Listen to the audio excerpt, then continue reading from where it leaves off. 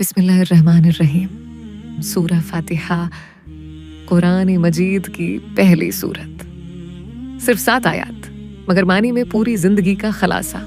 ये वो सूरत है जिसे हर मुसलमान दिन में कम से कम 17 मरतबा नमाज में पढ़ता है। मगर क्या हमने कभी रुक कर सोचा कि हम क्या कह रहे हैं? ये सिर्फ तलावत नहीं, ये बंदे और अल्लाह के दरमियान एक जिंदा मुकालमा है। सूरह फातिहा का आगाज होता है बिस्मिल्लाहिर्रहमानिर्रहीम, यानी मैं शुरू करता हूँ अल्लाह के नाम से जो बेहद मेहरबान निहायत रहम करने वाला है। यहाँ बंदा अपनी ताकत पर नहीं बल्कि अल्लाह की रहमत पर भरोसा करता है। अर्रहमान वो है जिसकी रहमत सबके लिए है, चाहे मोमिन हो या ना हो। अर्रहीम वो है जिसकी खास रहमत ईमान वालों के लिए है। गोया हर काम से पहले बंदा ये इकरार करता है कि मैं तन्हा नहीं, मेरा रब मेरे साथ है। फिर हम कहते हैं अल्हम्दुलिल्लाहि रब्बिल आलमीन, तमाम तारीफें अल्लाह के लिए हैं जो सारे जहानों का रब है।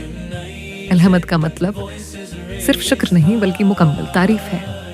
खुशी हो या आजमाइश, कामयाबी हो या मुश्किल, हर हाल में तारीफ इसी की है। रब का मतलब सिर्फ खालिक नहीं बल्कि वो जो परवरिश करे, सनवारे, कदम पे कदम तरक्की दे।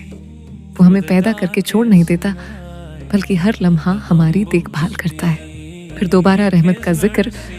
अर्रहमानिर्रहीम, अल्लाह अपनी रहमत को दोहराता है ताकि बंदा मायूस ना हो, चाहे कितनी ही गलतियां क्यों ना हो, उसका दरवाजा खुला है। इसकी रहमत गुनाहों से बड़ी है। फिर आती है एक हकीकत, मालिक यौमिद्दीन, वो बदले के दिन का मालिक है। ये आयत हमें याद दिलाती है कि एक दिन हिसाब होगा, वही दिन जब दौलत, ताकत और अहदे काम नहीं आएंगे, सिर्फ अहमाल साथ होंगे। ये आयत उम्मीद और खौफ के दरमियान तवाजुन सिखाती है।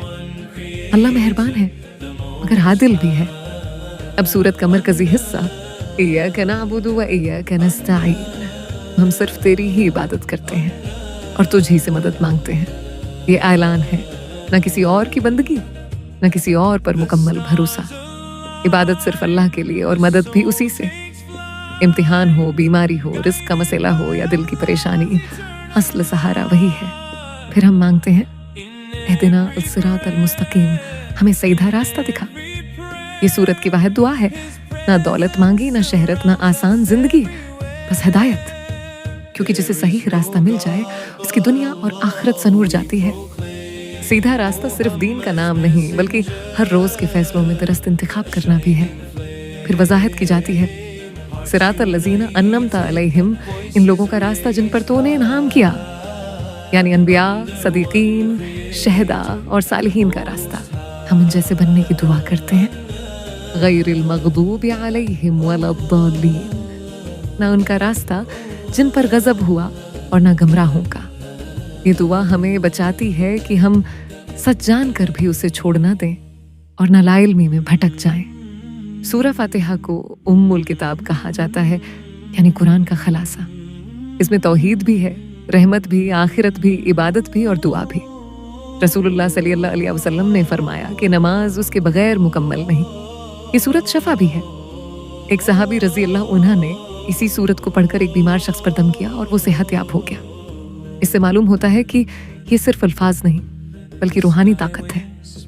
अगर इंसान सूरह फातिहा को समझ कर पढ़े तो उसकी नमाज बदल जाती है, दिल में खुशबू आता है, जिंदगी में तवाजुन आता है। हर दिन कम से कम 17 बार हम अल्लाह से हिदायत मांगते हैं। अगर ये दुआ सच्चे दिल से हो तो जिंदगी का रख बदल सकता है।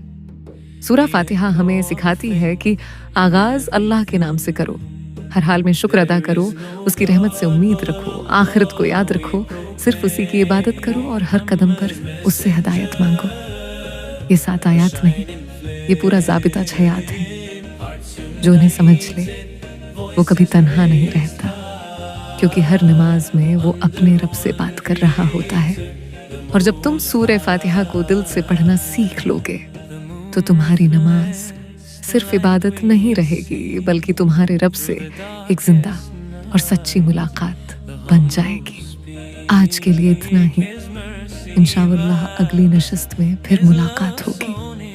अल्लाह हमें कुरान को समझने और इस पर अमल करने की तौफीक अता फरमाए। अस्सलाम अलैकुम।